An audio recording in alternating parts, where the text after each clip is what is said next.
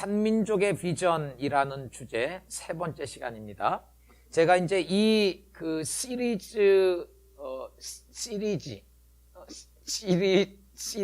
예. 갑자기 이게 말이 버벅거리죠.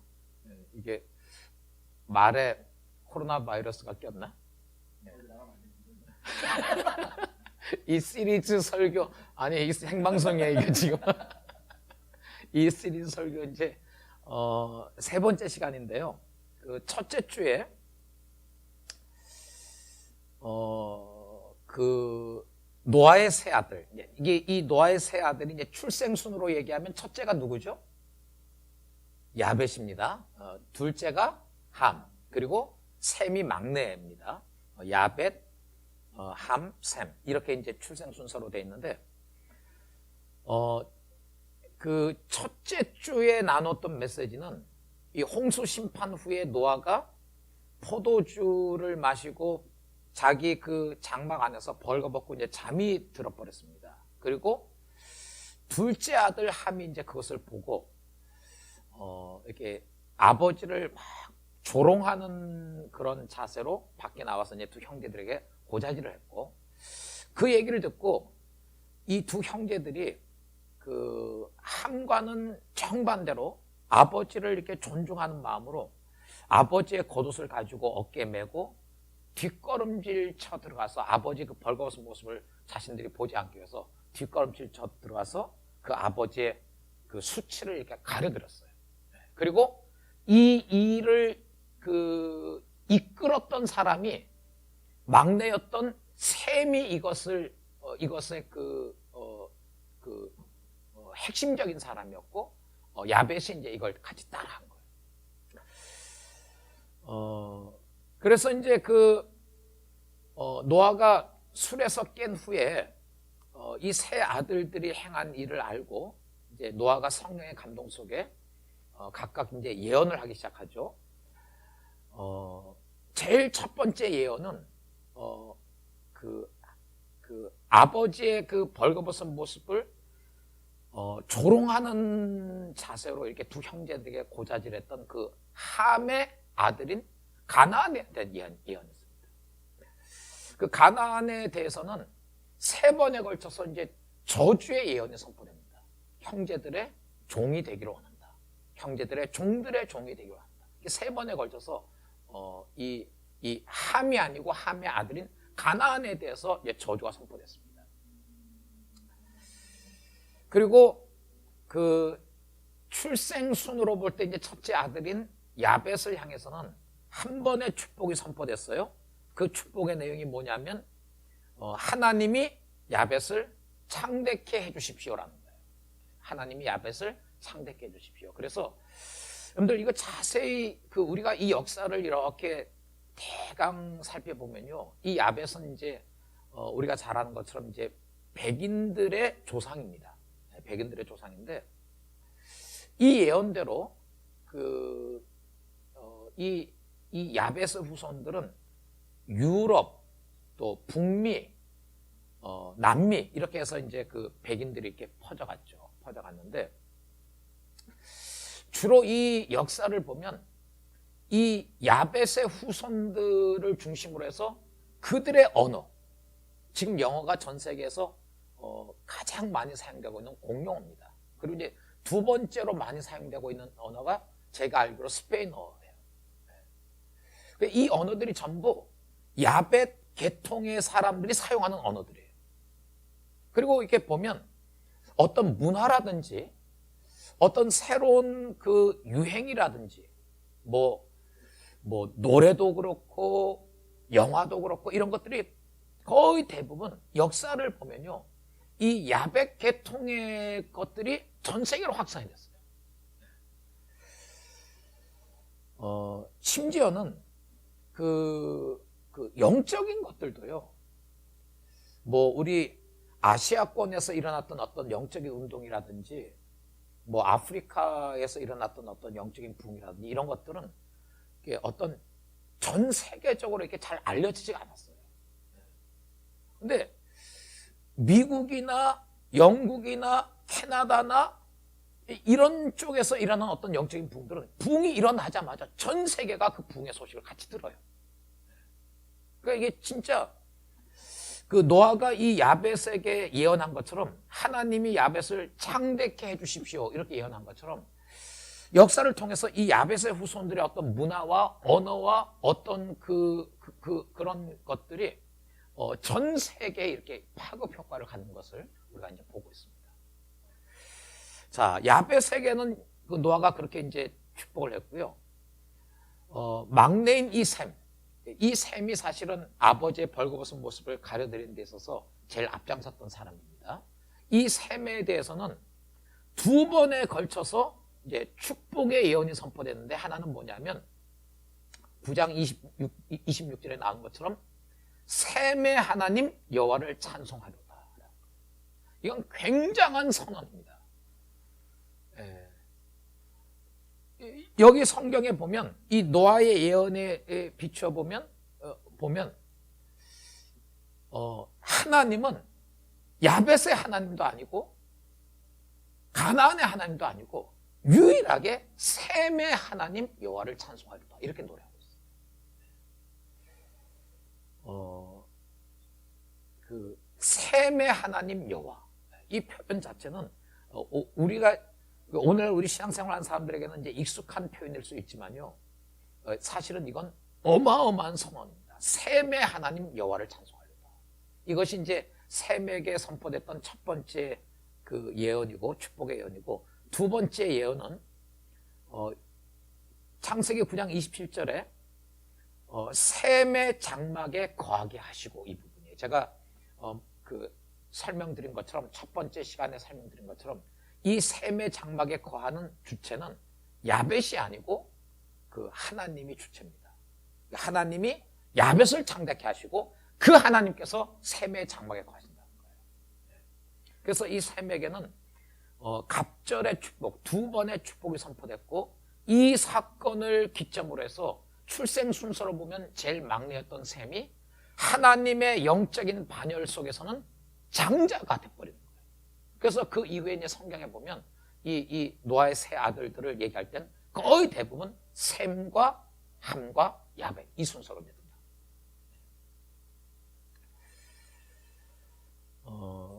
그리고 우리가 이제 지난주에는 이 영적인 장자권을 획득했던 셈의 계보를 살짝 살펴봤어요. 그 21절 다시 한번 보십시다. 오늘 본문의 21절을 보면 이 셈의 계보가 이렇게 시작하고 있죠. 셈은 에벨 온 자손의 조상이요. 자, 앞에 이 야벳의 족보도 나오고 함의 족보도 나오는데 이 야벳의 족보와 함의 족보는 그냥 누가 누구를 낳고 또 그 사람이 또 그 아들들을 낳고 이렇게 해서 그냥 연대기 순으로 이렇게 쭉 족보가 기록이 되어 있습니다. 그런데 이 셈의 족보, 영적인 장자권을 얻은 이 셈의 족보를 소개할 때는 이 21절에 특별한 서론이 나와 있어요. 셈은 에벨 온 자손의 조상이에요. 근데 지난주 말씀드린 것처럼 이 에벨이라고 하는 사람은 셈의 바로 직계 아들이 아니고 족보를 따져보면 셈의 4대 손이에요. 이 더블로 주어진, 더블 포션으로 주어진 셈에게 주어진 이 장자권의 축복이 이 셈에게 주어진 이 장자권의 축복이 4대를 건너뛰어서 에벨 온 자손의 조상이 에벨을 탁 픽업해왔고 그 셈에게 주어진 이 축복이 에벨의 두 아들들을 통해서 흘러가는 것을 얘기하고 있어요.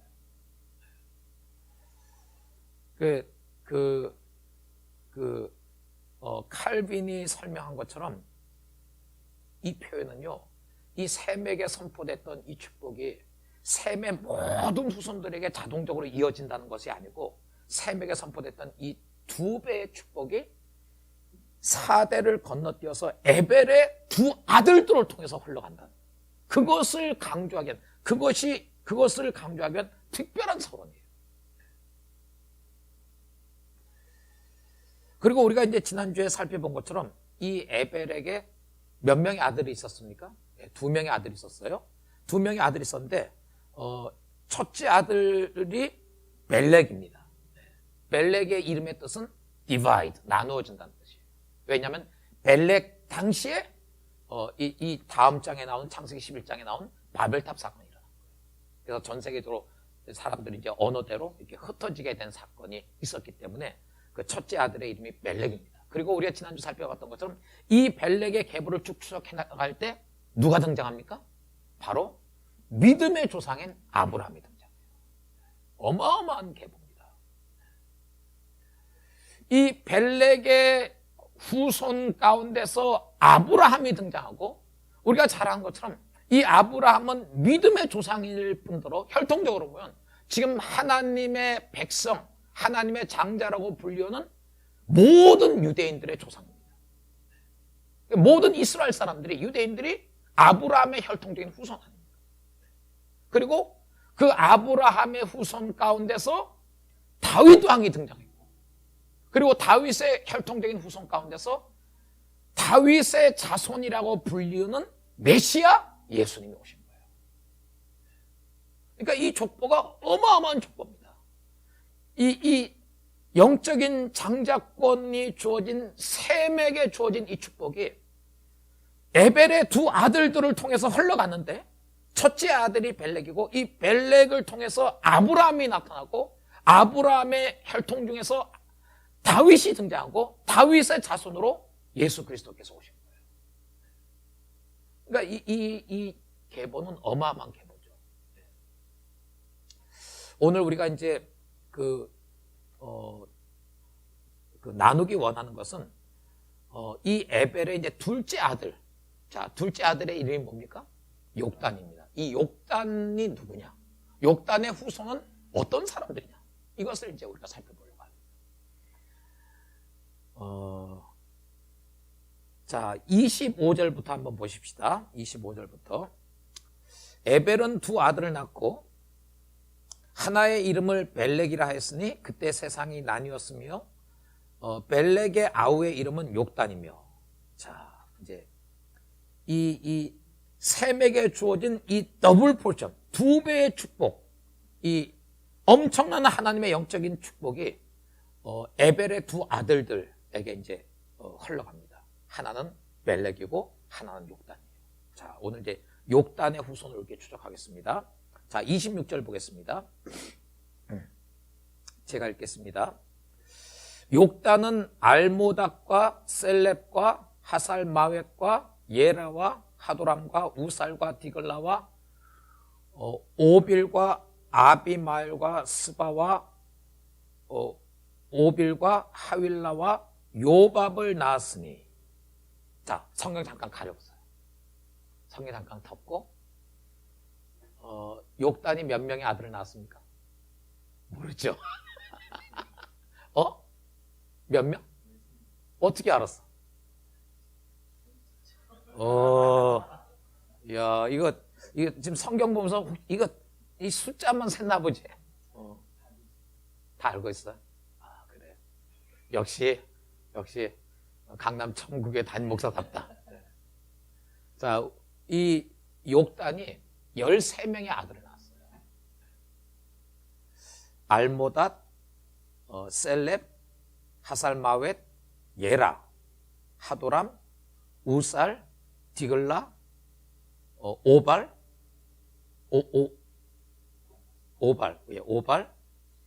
아비마엘, 스바, 오빌, 하윌라, 요밥. 13명을 낳았어요. 자, 여러분 기억하셔야 될 것은요, 이제 성경 연대기를 조사해 보면 요 시대 당시의 사람의 평균 수명이 한 600살에서 한 800살 정도 살았습니다. 그러니까 이제 뭐 이 정도 나올 수 있죠. 이제 욕단 이제 13명의 아들을 낳았는데 막내가 누구예요? 13째가 요밥입니다. 자,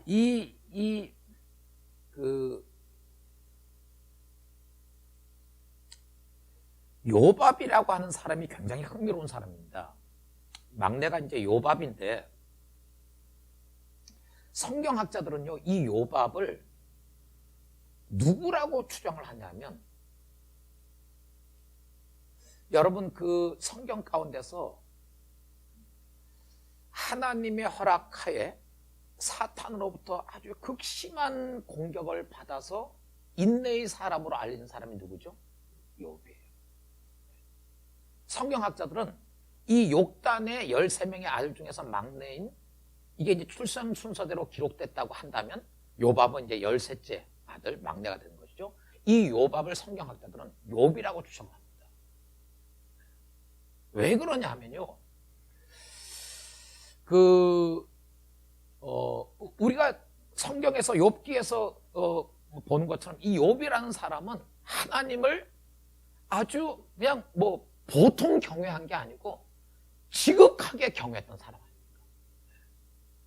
정말 이렇게 악에서 떠난 순전한 사람이었고, 극한 환난 가운데서도 하나님을 원망하지 않았던 사람, 정말 지극히 하나님을 경외했던 사람이 이 욥인데요. 여러분, 이 욥이 유대인입니까? 아닙니까?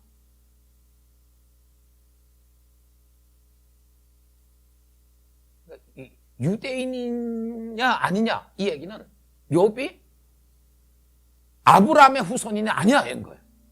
아브라함 거슬러 오려면 멜렉, 에발의 에벨의 첫째 아들인 멜렉.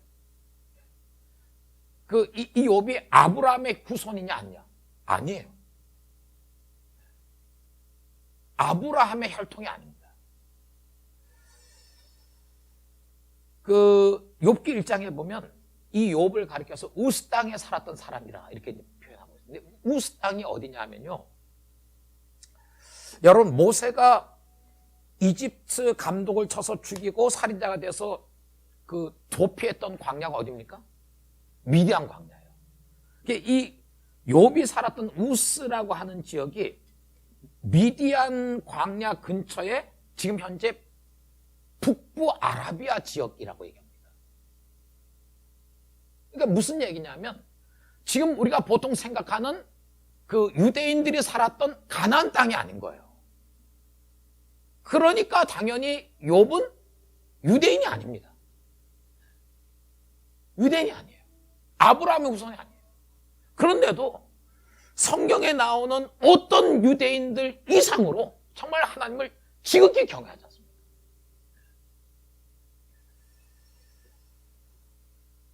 많은 성경학자들은요, 이 욕단의 13명의 아들 가운데서 이 막내 아들 이 요밥을 성경의 욥기의 주인공인 욥이라고 추정을 해요. 이 욥기를 연구하는 학자들의 설명에 의하면요, 우리 성경에 이제 기록되어 있는 이 욥기라고 하는 책, 이 욥의 사건이 일어난 이 사건들이 일어난 시점이 언제쯤이냐, 이것을 이제 성경학자들은 어떻게 설명을 하고 있냐면, BC 주전 2000년경에 일어난 사건이라고 얘기합니다. 욥기에 나오는 이 스토리들. 욥기에서 나오는 하나님에 관한 명칭이라든지, 근데 욥기에 보면요, 어떤 모세 오경을 통해서 나타나는 어떤 제사법이라든지 절기라든지 이런 것들에 대한 것들이 전혀 언급이 안 돼 있어요. 그러니까 이 욥기는 무슨 얘기냐면, 욥이라는 인물은 모세 이전의 인물이에요. 성경학자들은 이 욥기에 나오는 이 사건이 주전 2000년경에 있었던 사건이라고 추정하는데, 역사적으로 살펴보면 이 주전 2000년경은 어느 시대냐면 아브라함이 살았던 시대예요. 그러니까 이 욥이라는 인물이 굉장히 오래전의 인물입니다.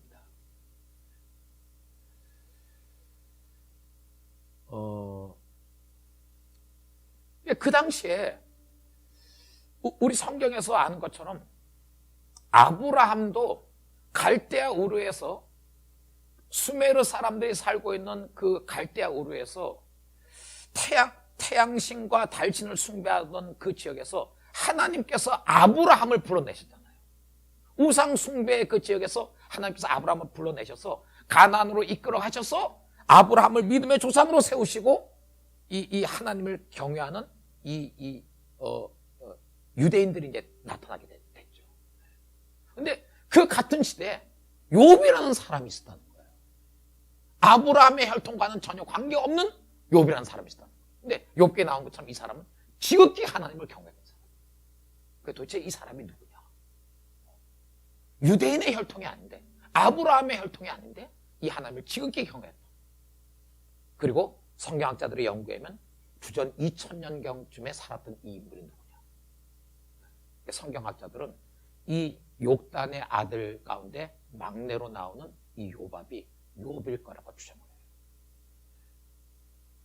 아까도 말씀드린 것처럼 이 시대 당시에는요, 사람들의 평균 수명이 한 600살에서 800살 정도를 살았기 때문에 제일 막내로 욕단이 13명의 아들을 낳았는데 그 중에 제일 막내로 욥을 낳았다라고 하면 이 욥의 연대가 아브라함의 연대하고 거의 비슷하다는 거예요. 자, 만일 여기서 말씀하는 이 욥이 맞다라고 하면, 욥 이꼴 욥이라고 하면 우리가 여기서 뭘 알 수 있냐면, 굉장히 중요한 하나의 포인트가 뭐냐면, 이 하나님의 영적인 축복, 더블 포션이 주어진 이 셈에게 주어진 이 축복이, 이 셈에게 주어진 이 축복이 4대를 건너뛰어서 에벨의 두 아들, 첫째 아들이 누굽니까? 벨렉, 그리고 벨렉의 혈통에서 아브라함이 나왔죠. 이 혈통으로만 흘러간 것뿐만 아니고 하나님을 경외하는 이 놀라운 신앙의 이 은총이 둘째 아들 욕단의 계보를 통해서도 계속 흘러간다는 얘기예요. 요밥이 욕단의 막내 아들 욥이라고 한다. 굉장한 것이에요.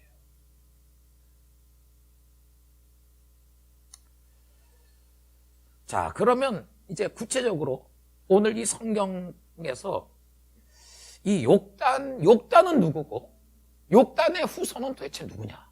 그걸 우리가 좀 더듬어서 추적해 보겠습니다. 자, 26절부터 제가 다시 한번 읽겠습니다. 욕단은 알모닥과 셀렙과 하살마웻과 예라와 하도람과 우살과 디글라와 오발과 아비마엘과 스바와 오빌과 하윌라와 요밥을 낳았으니 이들은 다 욕단의 아들이며, 자, 13명의 아들들의 이름이 나옵니다. 그리고 30절에 가서 보면 자, 여기 이제 중요한 힌트가 나와 있는데, 이 욕단의 후손들이 거주하던 지역들이 나옵니다. 그들이 거주하는 곳은 메사에서부터 스발로 가는 길의 동쪽 산이었더라는 거예요.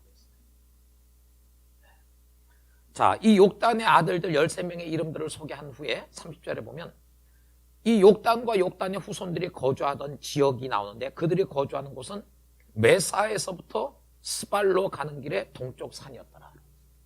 자, 여기 이제 메사가 어디냐? 이 메사라고 하는 지역은요, 여러분, 홍수 심판이 끝나고 노아와 노아의 그 8명의 가족이 타고 있던 이 방주가 머물렀던 산이 어디죠? 아라랏산입니다. 이 아라랏산이 지금 터키 동부에 있는 산이에요. 그 아라랏산에 이제 방주가 이렇게 머물렀게 됐고, 거기서 이제 이 물이 다 빠지기 시작하면서 그 방주로부터 이제 노아의 가족들이 이제 나오기 시작한 거예요. 지금 이 아라랏산이 터키 제일 동쪽에 위치해 있는 산이에요. 사람들 조사에 의하면 지금도 그 아라랏산에는 그 노아 방주에 파편들이 있다고 이렇게 얘기를 하고 있습니다. 그 터키 동부에 있는 아라랏산에서 이제 홍수가 끝난 후에 노아의 가족들이 이제 나오게 되는데, 그 아라랏산에서 더 동쪽으로 이동을 하면요, 어디가 나오냐면 지금 현재 이란 북동부의 메사시라고 하는 곳이 나와요. 성경학자들은 이 이란 북동부에 있는 이 메사시라고 하는 지역이 바로 여기 성경에서 말씀하는 이 메사라고 주장합니다. 방주에서 나와서 동쪽으로 이동했을 때 거기 지금 이란 북동 지역에 있는 메사시라고 하는 지역. 그 지역을 이제 메사라고 얘기합니다. 이게 뭐냐면 아라랏산에서 나와서 동쪽을 향해서 이동을 할 때 자연스럽게 거쳐가는 첫 번째 관문이 이 이란 북동 지역에 우리 성경에 나오는 메사. 지금 현재쯤에는 메삿이에요. 거기가 나오게 됩니다. 그러니까 이 욕단의 후손은 지금 홍수 심판 후에 이들이 그 터키 동쪽에 있는 아라랏산 방주로부터 이렇게 나와가지고 동쪽을 향해서 이동하고 있다는 것을 이제 알 수가 있습니다. 메사에서부터 이제 출발을 하는데, 자, 여기 뭐라고 되어 있냐면, 메사에서부터 스발로 가는 길에 동쪽 산이었더라. 라고 했습니다. 자, 메사에서부터 스발로 가는 길에 동쪽 산이었더라.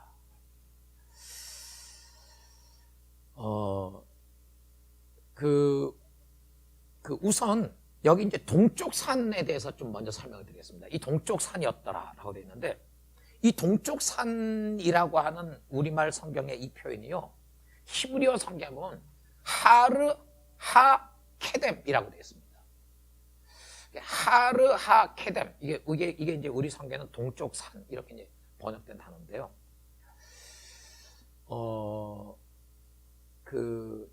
하르라고 하는 단어는 뭘 얘기하냐면, 이제 이 하르라고 하는 단어를 우리말 성경에는 지금 그 산으로 번역을 해놨는데, 요 하르라고 하는 히브리어는요, 산 하나를 가리키는 게 아니에요.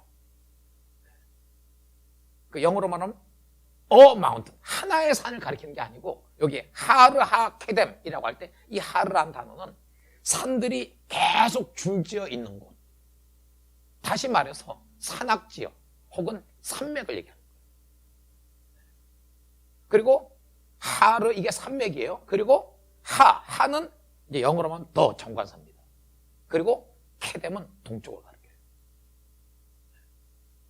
그러니까 이 욕단의 후손이 방주에서 나와서 동쪽으로 이동을 하면서 지금 현재 이란 북동 지역의 메사스로부터 출발을 해가지고 계속 동쪽으로 이동을 하는 거예요. 이동을 하는데 어디를 이동을 하냐면 그 스발로 가는 길에 동쪽 산이었더라. 그러니까 이제 동쪽 산이 하르 하 케뎀이에요. 하르란 단어는 산 하나를 얘기하는 것이 아니고 여러 산들이 있는 것, 산맥, 산악 지역을 얘기합니다.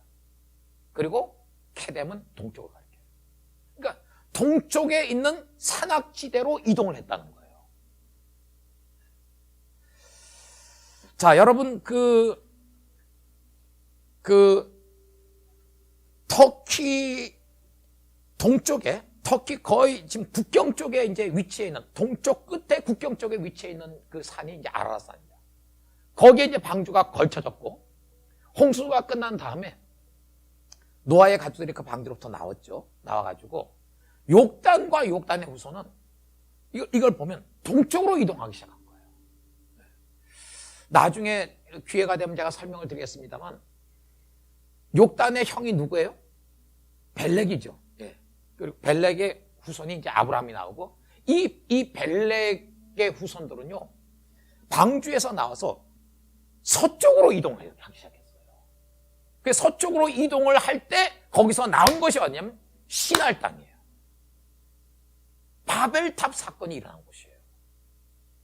그러니까 형인 벨렉의 후손은 방주에서 나와서 서쪽으로 이동을 해갖고, 반면에 동생인 욕단과 욕단의 후손은 동쪽으로 이동을 한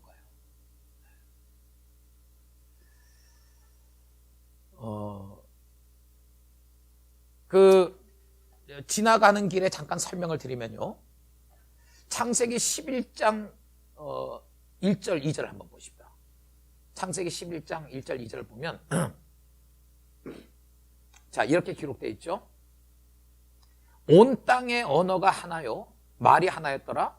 그리고 이제 이에 그들이 동방으로 옮기다가 신할 평지를 만나 거기 거류하면, 여기서 이제 바벨탑 사건이 나오는 거예요. 여기 우리말 성경에는 이들이 동쪽으로 옮겨왔다고 되어 있습니다. 이들이 누구예요? 이들이 결국은 여기에서 벨렉의 족보가 나오고, 이 벨렉의 족보를 타고 아브람이 나오는 거예요. 이 사람들입니다.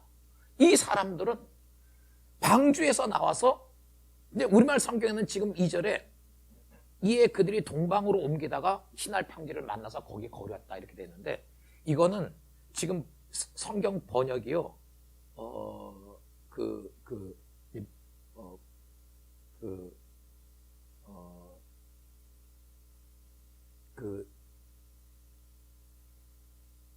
성경 번역에 이게 지금 이제 문제가 있어요.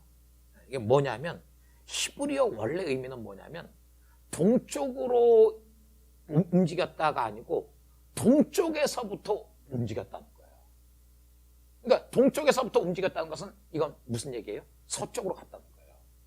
그래서 지금 제가 NIV 성경 갖고 있는데요. NIV 성경에 보면 요 2절에서 동방으로 옮기다가 요 부분에 관해서 나나주 밑에 이제 따로 설명이 되는데, 거기 뭐라 그러냐면 all, 이제 all, 그러니까 이렇게도 해석할 수 있다는 거예요. all 해놓고 영어로 뭐라면 from the east 라고 돼요. 동쪽으로부터. 그러니까 그 아브라함의 선조가 되는 사람들은 그 방주에서 나와가지고 서쪽으로 이동을 한 거예요. 거기서 이제 신할 평지를 만났고, 거기서 이제 바벨탑을 쌓기 시작한 거예요. 반면에 동생인 욕단의 후손은 뭐예요? 정반대로 방주에서 나와서 동쪽으로 이동하기 시작한 거예요. 자, 여러분, 터키 국경선에 맞닿아 있는 그 아라랏산, 거기서 나와서 동쪽으로 이동하면 이란 북동부의 메삿이라고 하는 지역이 나와요. 그리고 그 메삿으로부터 출발을 하고 계속 동쪽으로 이동하면 어디가 나옵니까?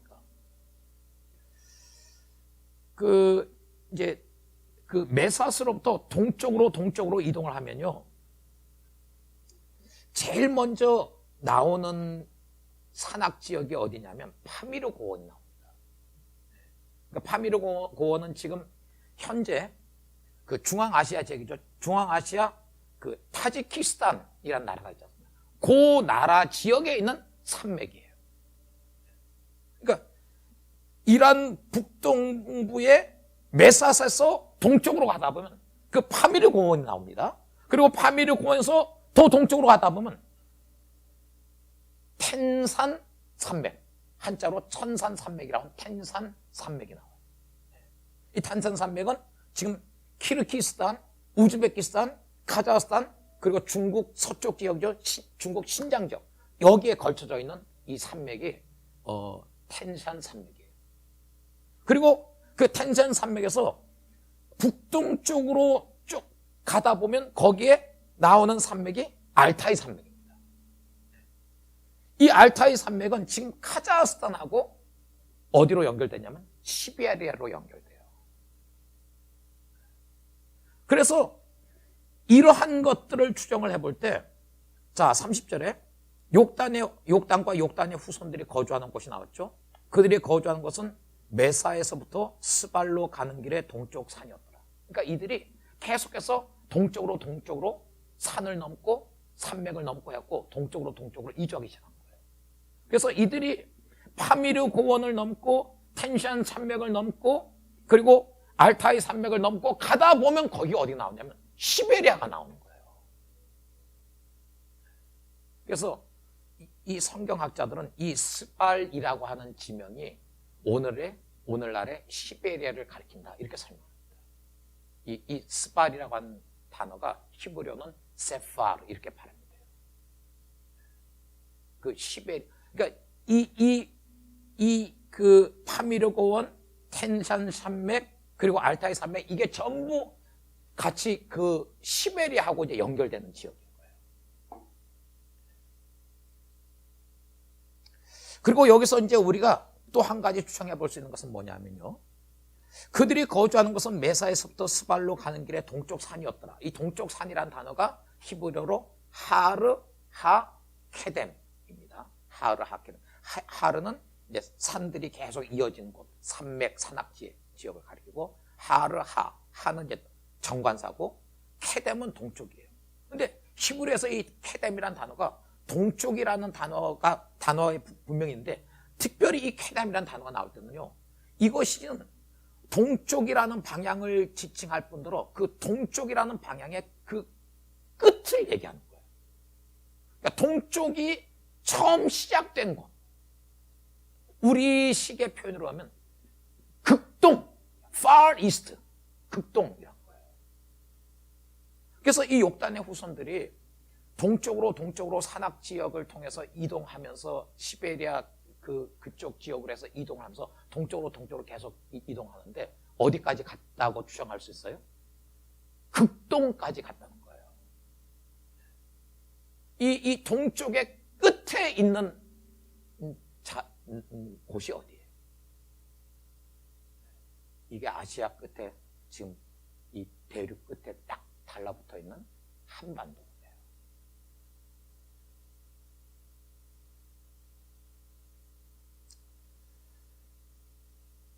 자, 그러니까 지금 이 설명에 의하면, 지금 이 설명은요, 모르겠습니다. 이거는 성경에서 뭐 100% 명확하다고는 볼 수는 없고, 우리가 이제 좀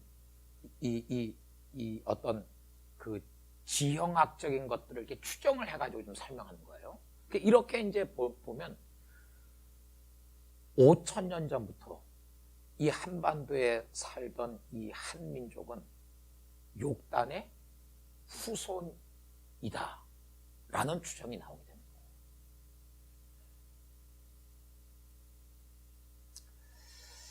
그 대천덕 신부님 얘기를 조금 나누겠습니다.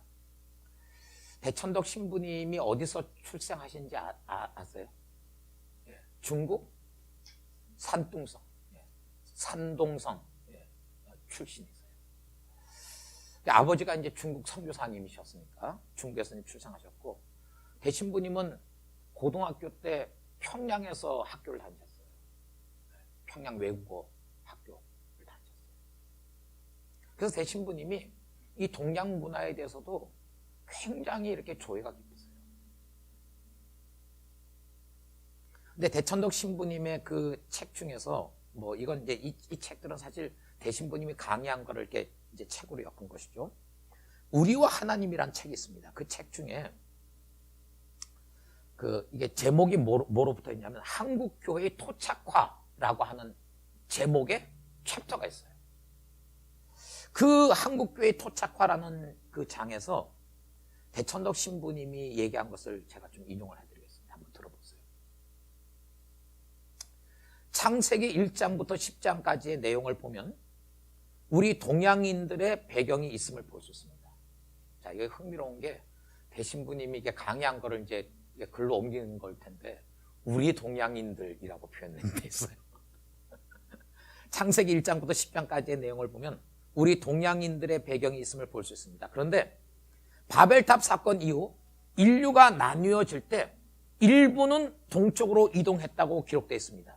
창세기 10장 25절에 에벨이라는 이름이 나오는데 그에게는 벨렉과 욕단이란 두 아들이 있었습니다. 벨렉이란 나뉘어진다라는 뜻으로 그는 아브라함의 조상이 되었고 그의 아우 욕단은 자녀가 번성하여 벨렉과 점점 멀어지게 되었습니다. 욕단이 알모다 셀렙 등 여러 사람들의 조상이 되고 메사에서부터 스발로 가는 길에 동편산으로 갔다는 말이 나오는데 이것은 동방의 산악지대로 갔다는 것입니다. 이게 대천덕 신부의 설명이에요. 그리고 뭐라고 말씀하시냐면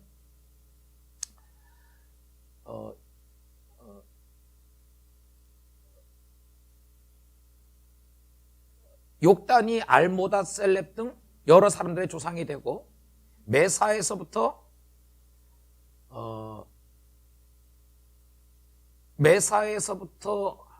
어디 갔나? 스발로 가는 길에 동편산으로 갔다는 말이 나오는데 이것은 동방의 산악지대로 갔다는 것입니다. 그리고 대천동 신부님이 이렇게 말씀하세요. 이들은 모두 셈의 족속들이기 때문에 동방 사람들이, 동양인들이 어디에서 나왔는지를 생각해 본다면 욕단에서부터 나온 것이 아닌가 생각하여, 그리고 이렇게 덧붙이세요. 욕단이 혹 당군이 아닌가 추측해 볼 수도 있습니다. 그러면서 이렇게 말씀하십니다. 정확한 계산은 할 수 없죠. 이게 하도 오래전 연대기 때문에 정확한 계산은 할 수 없지만 단군의 시대, 단군이 고조선을 세운 때가 언제입니까? 주전? 여러분들 우리 한민족의 뿌리를 잘 모르세요. 주전 2333년이에요. 주전 2333년에 고조선을 세웠습니다. 근데 이 시대가 연대기를 추적해보면 욕단의 시대하고 같은 시대예요.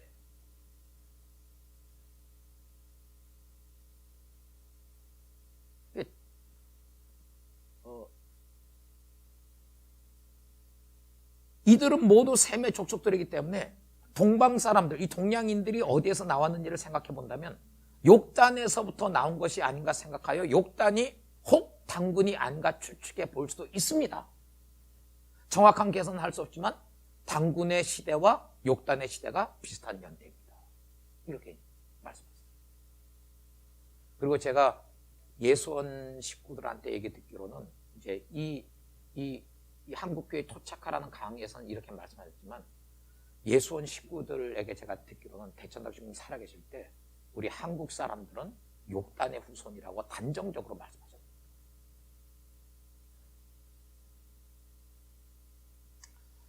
자, 여러분, 여기 이 성경에서 이 욕단과 욕단의 후손이 동쪽으로 계속 이동해서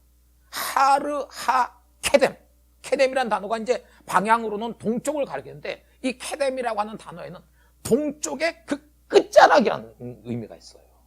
그러니까 극동아시아로 간 거예요. 아시아 제일 동쪽에 조그만 반도로 붙어있는 것이 한반도 아닙니다.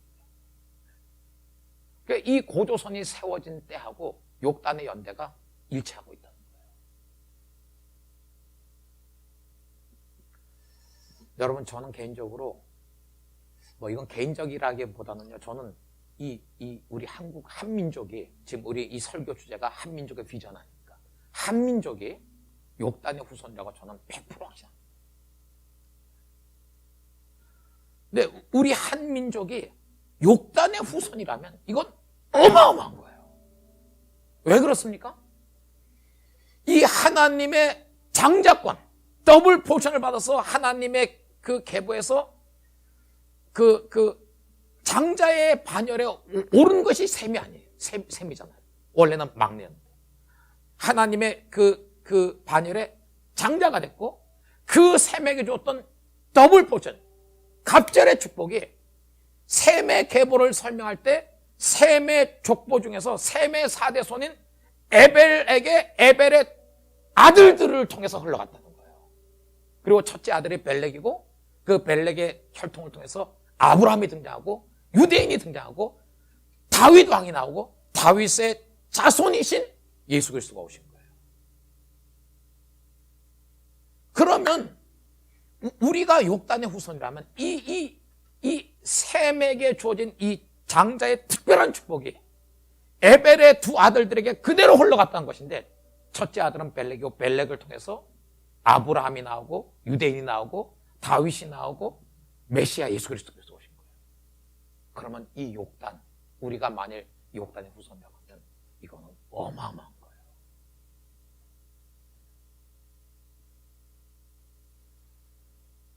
여러분들 이거는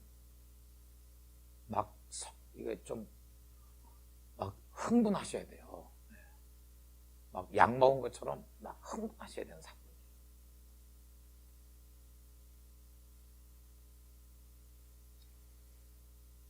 셈은 에벨 온 자손의 조상이요. 셈은 에벨의 모든 아들들의 조상이요. 셈에게 선포된 그 축복이 에벨의 두 아들들에게 선포가 됐다는 것이고 에벨의 첫째 아들은 벨렉이고 둘째 아들이 욕단이에요. 그러면 셈에게 선포된 이 특별한 복이 에벨의 두 아들 벨렉뿐만 아니고 욕단을 통해서 그대로 흘러왔다는 거잖아요.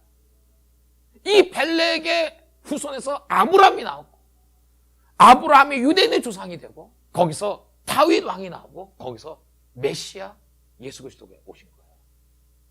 그러면 이 똑같은 축복이 흘러간 이 욕단은, 그리고 우리 한 민족이 욕단의 후손이라면 이 욕단을 통해서 하나님께서는 어떤 일을 지금 하고 계실 걸까요? 에벨의 두 아들 중에서 형이 벨렉입니다. 이 벨렉의 혈통을 통해서 인류 역사의 초창기에 믿음의 조상 아브라함이 등장했고, 유대인이 나오고, 이스라엘이 나오고, 다윗이 나오고, 거기서 메시아가 나와서 온 인류를 구원하는 복음이 전파되기 시작한 거예요. 그러면 이 에벨의 두 아들 중에서 둘째인 막내인 욕단의 후손을 통해서는 하나님께서 어떤 일을 하실까? 첫째 벨렉을 통해서는 인류 역사의 초창기에 유대인의 혈통을 통해서 메시아를 보내시고 복음이 온 세상으로 전파되는 기기 역할을 이렇게 하도록 하셨는데, 구원은 유대인에게서 납니다. 예수님 말씀하신 것처럼 그런 일들을 하셨는데, 그러면 이 아우인 욕단의 후손을 통해서는 어떤 일을 하실 것인가? 여러분, 우리 보통 우리 한민족의 역사를 얘기할 때 반만년 역사라고 얘기합니다. 지금 2020년이고 고조선이 건립된 해가 주전 2333년. 그럼 뭐 한 4,500년 정도가 되는 거죠. 반만년. 굉장히 오랜 역사예요. 근데 이 오랜 역사, 이 거의 한 4,500년 전에, 반만년 전에 이 한반도라고 하는 이 작은 땅에 고조선이라는 이 나라가 세워졌는데, 그리고 여러분들 아마 그런 얘기 아실 거예요. 이 반만년의 역사 가운데서요, 이 한국 사람들이 외세의 침략을 무지 많이 받았어요. 제가 이걸 자료를 연구를 해보니까 한 4,500년의 이 한국 역사 가운데서 외세의 침략을 당한 횟수가 학자들마다 조금 차이는 있어요. 근데 최소로 잡을 때 930번. 930번에서 좀 많이 잡으면 960번 정도까지 추정합니다. 그러니까 이거를 계산을 하면요, 이 한민족의 역사는 거의 한 5년마다 한 번 정도 외세의 침략을 받은 거예요. 근데 희한하게 이 수많은 역경을 거치면서도 이 한민족이라고 하는 혈통이 사라지지 않았어요. 지금 비록 남한과 북한 이렇게 분단 국가로 이렇게 두 동강이 나 있습니다만, 그래도 한민족의 혈통은 좀 똑같아요. 우리가 만일 욕단의 후손, 저는 그걸 100% 믿어요. 욕단의 후손이라면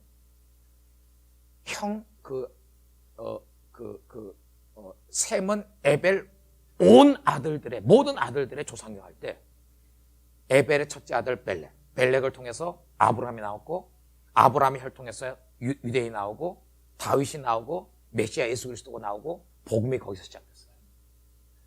그래서 온 세상에 복음이 전파가 됐는데, 우리가 만일 욕단의 후손이라면 하나님께서 이 욕단의 후손을 통해서 하시려고 하는 일들은 이 인류 역사의 마지막 시대를 위해서 욕단의 후손을 하나님께서 두셨다고 믿어요. 여러분들, 이 한국이란, 지금 우리 대한민국, 이 남한이란 나라 한번 보세요. 20세기에 1950년부터 53년까지 3년 6.25 경험했잖아요. 경험하고 잿더미가 된 나라인데, 이 남쪽, 이 대한민국이 6.25 이후에 한 30년, 40년 경과하면서 지금 뭐 보세요. 이게 뭐 지금 한국이 세계 경제 대국 지금 10위예요. 10위. 전체 경제 규모로 보면 세계 10위예요. 그것뿐만 아니고 뭐 한류 이런 게 지금 얼마나 놀랍습니까? 이 5,000년의 역사라고 하는데 이 5,000년의 역사 거의 대부분 외세의 침략 가운데서 귀도 못 피고 존재가 있는지 없는지 모르게 그렇게 살아왔던 민족이에요. 근데 이 역사의 마지막 시간에 하나님께서 갑자기 이 한국이라는 나라를 지금 세우고 계신 거예요. 그리고 이 나라가 7, 80년대에 어마어마한 국가적인 부흥을 경험했잖아요. 그걸 통해서 30년도 안 되는 시간에 전체 인구의 4분의 1이 크리스천이 되고 전 세계에서 미국 다음으로 가장 많은 성사를 파송한 나라가 됩니다. 자, 셈은 에벨 온 자손의 조상이요 할 때 에벨에게 두 아들이 있었죠. 첫째 아들이 벨렉이고 벨렉이 아브라함의 조상이었습니다. 거기서 아브라함이 나왔고 유대인이 나오고 예수님께서 오셨고 복음이 전파되고 그래서 이 복음이 역사를 통해서 전 세계로 이렇게 확산이 되기 시작했어요. 이것이 그 에벨의 두 아들 중에서 첫째 아들인 벨렉의 혈통에서 일어난 일이라면 둘째 아들인 욕단의 혈통을 통해서는 하나님께서 어떤 일들을 계획하고 계신 건가요? 벨렉이 인류 역사의 초창기에 어마어마한 하나님의 축복을 가지고 오는 통과를 했다면 추정키로 동생인 욕단의 후손은 인류 역사의 마지막 시대를 위해서 하나님께서 예비해 놓으신 혈통이라고 해요. 자, 그러면 우리가 한국 사람들이 욕단의 후손이라면 하나님께서 이 한국 사람들 욕단의 후손을 통해서 마지막 시대에 도대체 하시려고 하는 일이 뭔가?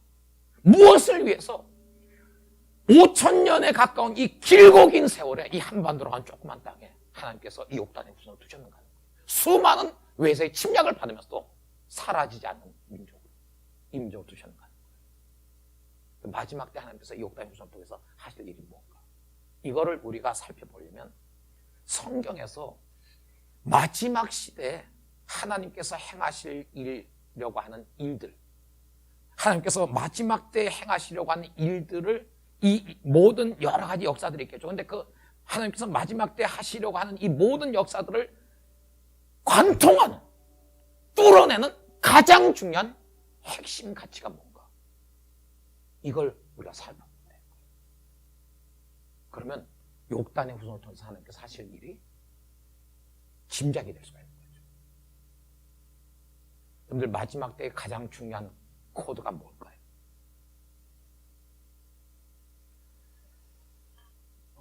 요한복음 17장을 보십시다.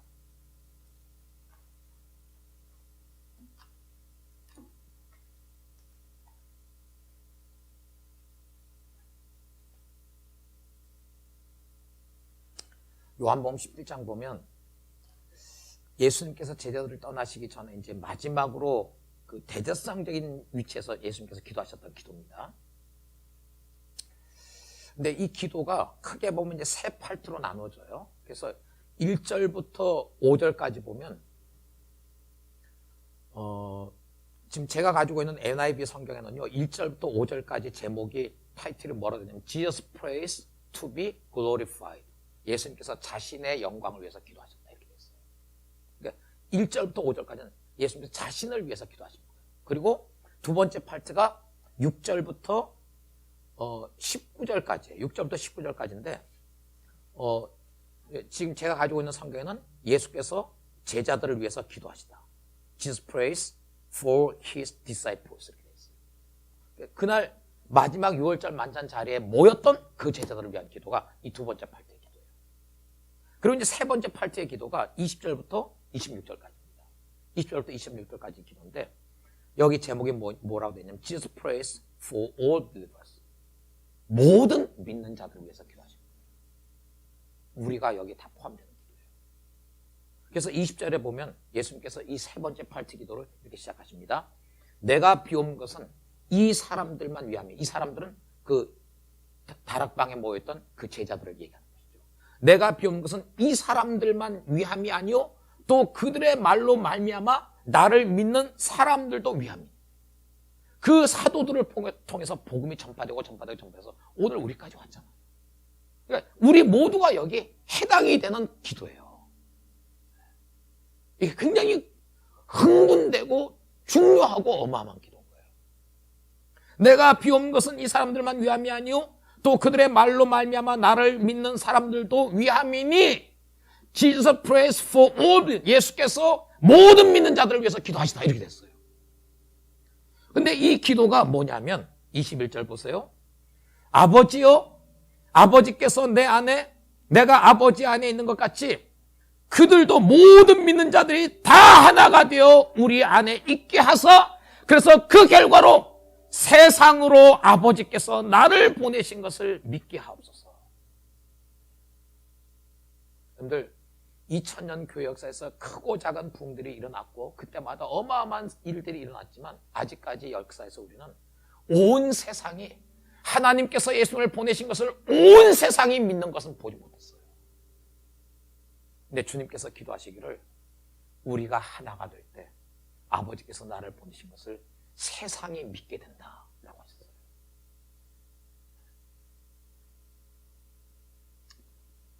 (22절) 보세요. 내게 주신 영광을 내가 그들에게 주었사오니 이는 우리가 하나가 된 것 같이 그들도 하나가 되게 하려 합니다. 자, 20절부터 26절까지의 기도는 모든 믿는 사람들, 사도들을 통해서 복음이 전파되고 또 전파되고 해서 모든 민족에게 복음이 전파될 때까지 예수님을 믿게 되는 모든 사람들을 향한 기도예요. 근데 이 기도의 모든 핵심적인 코드가 뭐예요? 하나 되는 거예요. 주의 백성들이 하나 되는 거예요. 22절에 내게 주신 영광을 내가 그들에게 주었사니 이는 우리가 하나가 된 것 같이 그들도 하나가 되게 하려 합니다. 오늘 왜 사람들이 잘 연합하지 못한지 아세요? 주님의 영광을 잘 모르기 때문인 거예요. 자기 사역, 자기 명예, 자기가 높아지는 것 이것들만 바라보지 진짜 주님의 영광을 보지 못했기 때문에 하나 되지 못한 거예요. 그리고 23절 보세요. 곧 내가 그들 안에 있고 아버지께서 내 안에 계시오 그들로 온전함을 이루어 하나가 되게 하려 함은 아버지께서 나를 보내신 것과 또 나를 사랑하신 것 같이 그들도 사랑하신 것을 세상으로 알게 하려 함이로소이다. 여러분들 여기 20절부터 26절까지 이 예수님의 마지막 기도, 이 기도는 아직까지 응답하지 못하고 있는 기도입니다. 이 마지막 시대를 관통하는 예수님의 이 어마어마하게 중요한 기도의 핵심 코드가 뭐냐면 연합이에요. 하나됨이에요. 하나가 돼야 모든 민족에게 복음이 전파되는 전 세계적인 부흥과 대추수가 찾아와요. 그리고 예수님의 이 기도에 의하면 우리가 하나가 온전히 하나가 돼야 주님의 영광을 보게 돼요. 우리가 온전한 차원에서 하나가 될 때 마지막 때의 패러다임인 예수님을 신랑으로 발견하는 신부의 아이덴티티가 전 세계 교회들 가운데 풀려지는 거예요. 이 마지막 때를 관통하는 모든 코드가 그게 선교든 기도의 운동이든 부흥이든 추수든 이슬람 선교든 무엇이든지 이 마지막 때를 관통하는 모든 코드가 뭐냐면 하나됨이에요. 근데 이 하나됨의 뿌리가 뭐예요? 아버지께서 내 안에, 내가 아버지 안에 있는 것처럼 하나님 아버지와 아들 예수님이 하나이신 것처럼 아버지와 아들이 하나인 것처럼.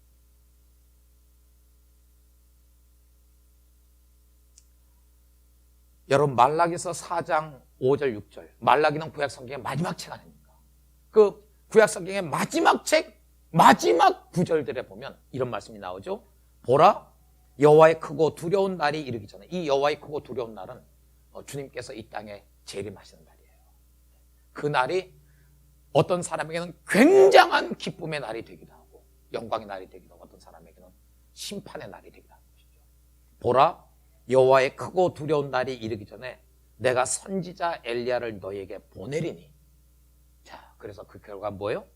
그가 아버지의 마음을 자녀에게로 돌이키게 하고 자녀들의 마음을 그들의 아버지에게로 돌이키게 하리라.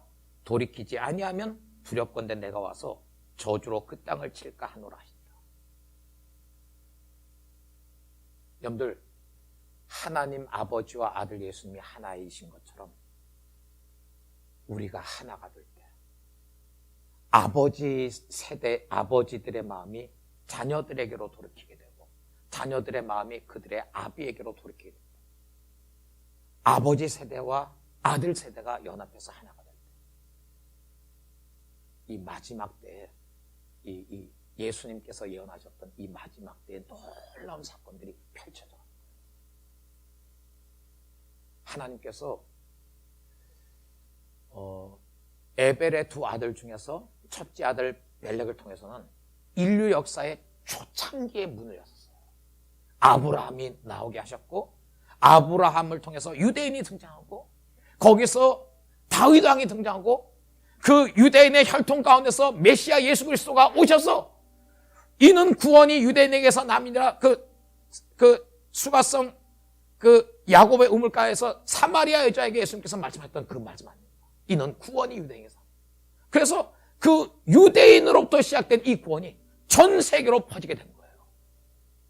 그 에벨의 첫째 아들인 벨렉이 인류 역사에 하나님의 어마어마한 축복을 가지고 오는 문을 열었던 그 혈통이었다면 둘째 아들 막내 욕단의 후손은 하나님께서 인류 역사의 마지막 때를 위해서 하나님께서 준비시켜 놓은 이 혈통이 되는 거예요. 그리고 이 마지막 때의 가장 중요한 코드가 뭐라고요? 하나예요. 하나 되는 거예요. 전 세계의 교회가 하나 되는 거예요. 진정한 주님의 교회들이 하나 되는 거예요. 성경 해석, 교단, 예배 스타일 이런 차이들 다 뛰어넘어서 주님 안에서 하나가 되는 거예요. 이 하나가 될 때 대추수가 일어나고 부흥이 일어나고 이슬람이 무너지고 이스라엘까지 복음이 전파되는 거예요. 이 하나됨을 풀기 위해서 하나님께서 반만 년 전에 이 땅에 이 욕단의 후손을 보내시고 한민족이 시작이 됐어요. 역사 가운데 거의 1000번에 가까운 외세의 침략 가운데서도 사라지지 않는 민족을 하나님께서 우리를 보존하셨고 이 역사의 마지막 때 이 욕단의 후손인 한민족을 사용하셔서 이 예수님께서 기도하셨던 하나됨을 풀어가는 것, 이것을 풀어가는 포러너, 선도주자로 하나님께서 우리 한민족을 사용하셨던 거예요. 근데 이거는 되게 아이러니컬한 거예요. 여러분들, 하나님은 굉장히 드라마틱하신 걸 좋아하시어요. 이스라엘 백성들이 출애굽했다가 완전히 그 홍해 바다의 앞을 두고 거기 이렇게 그냥 뭐 어디 갈 데도 없고 빠져나갈 데도 없는 그런 그 움푹한 지형 속에 이렇게 이스라엘을 하나님께서 인도하셨어요. 그리고 뒤에는 그 당시 전 세계 최강대국이었던 이집트의 600대의 전차가 막 바로가 그 지휘하는 전차가 막 이스라엘을 몰살시키기 위해서 추격해온 거예요. 하나님께서 그 상황을 연출하신 거예요. 그리고 그 상황 속에서 모세가 홍해 바다를 향해서 지팡이를 내리면서 때 어떤 일이 벌어집니까? 홍해가 갈라졌어요. 그리고 이스라엘 백성들은 그 홍해를 마른 육지처럼 건너게 됐고 뒤늦게 따라왔던 그 이집트의 600대의 그 전차 군단은 전부 홍해 바다에 그냥 수장되고 말았습니다. 여러분들, 이 하나님께서 욕단의 후손인 한민족을 마지막 시대를 관통하는 이 가장 중요한 핵심 코드, 그게 연합입니다. 하나됨. 이 하나됨을 풀어가기 위한 선도주자로 부르셨다는 건 정말 아이러니컬한 거예요. 왜 그렇습니까? 여러분들, 다 한국 사람이잖아요. 그죠? 다른 사람 혈통 섞인 거 없죠? 순수 한국인이죠. 우리 한국 사람들 안에 얼마나 이 경쟁 심리가 강합니까? 오죽하면 속담에 사촌이 땅을 사면 배가 아프다는 속담이 생겼어요. 외국인들이 이거 이해를 못해요. 남도 아닌데 왜 사촌이 땅을 사는데 배가 아프냐? 한국 사람들은 다른 사람이 뭔가 이렇게 잘 되는 꼴을 못 보는 거예요. 누군가가 나보다 잘 되면 막 질투가 나서 견딜 수가 없는 거예요. 경쟁, 컴페티션 스피릿이라고, 이 경쟁의 영이 굉장히 강해요. 그러니까 이런 어떤 그 자연적인 하나의 그 현상이기도 하지만 20세기에 들어와서 남아있던 모든 분단 국가들이 다 통일이 됐습니다. 중국과 대만은 실질적으로 사실은 한 나라죠. 예. 뭐 대만 사람들 자유롭게 중국 가기도 하고 중국 사람들 대만 오기도 하고 뭐 이게 완전히 어떤 그런 그게 아니에요. 근데 21세기에 됐는데 아직까지 전 세계에 유일하게 분단국가로 남아있는 것이 남한과 북한이에요. 그리고 이 남한과 북한의 어떤 영적인 배경은 완전히 막 차이가 나요. 북한은 전 세계에서 가장 기독교 박해로 심각한 나라.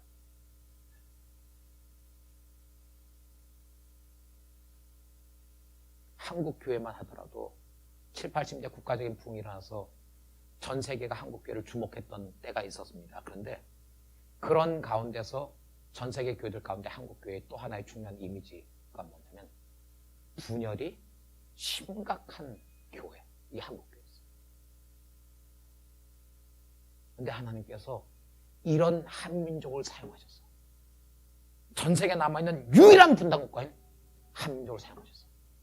전 세계 교회들 가운데서 가장 분열이 심각한 교회인 한국교회를 사용하셔서 마지막 때의 핵심 코드인 이 연합을 풀어낸 선도자로 사용하신다는 것이 정말 아이러니컬하지 않습니까?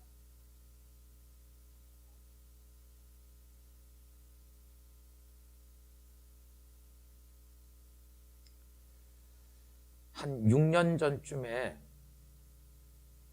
콜트홀의 마크 앤더슨이 이 콜트홀, 한국 콜트홀 준비하기 위해서 첫 번째 예비 모임을 이제 하는데, 그 자리에서 이 마크 앤더슨이 무슨 얘기를 했냐면요. 60분 정도 강의를 하면서 앞에 30분은 이 콜트홀이 어떻게 시작했냐, 콜트홀의 역사에 대해서 좀 설명하고 뒤에 30분은 무슨 얘기를 하는지 아세요? 이 마크 앤더슨이 그런 얘기를 했어요. 자기가 작년 9월에, 그러니까 그 콜트홀 첫 번째 예비 모임 하기 그 전에요. 그 전에 9월 달에 마크 앤더슨이 이렇게 표현했습니다. 명확한 계시를 받았다는 거예요.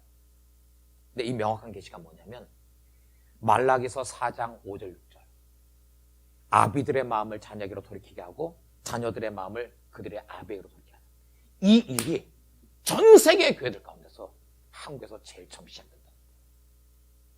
그래서 이것이 풀려나면서 한국의 젊은이들이 전 세계 젊은이들을 깨워가지고 열방으로 함께 갈 것이다. 작년 9월에 자신이 명확하게 받았던 계시라는 거예요. 그 강의를 하고 마크 앤더슨이 뒷부분을 기도를 인도해달라고 하면서 저한테 마이크를 맡겼어요. 제가 그 얘기를 듣고서 듣는 순간에 제가 자리에 앉아서 펑펑 울었습니다. 왜냐하면 이 계시는 마크 앤더슨이 받았다고 이 계시는 저는 2007년부터 받았던 계시예요. 여러분들 지금 BTS가 전 세계에 이 한국어로 노래하는 이 그룹이 이렇게 유명해져요.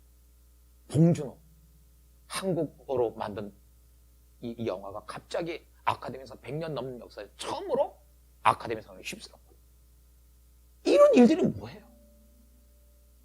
수많은 외국 청년들이 한국을 동경하고 한국어를 배우려고 하고 한국에 와서 살려고 하고 갑자기 이런 일들이 왜 일어납니까? 하나님의 이게 전부 보석인 거예요.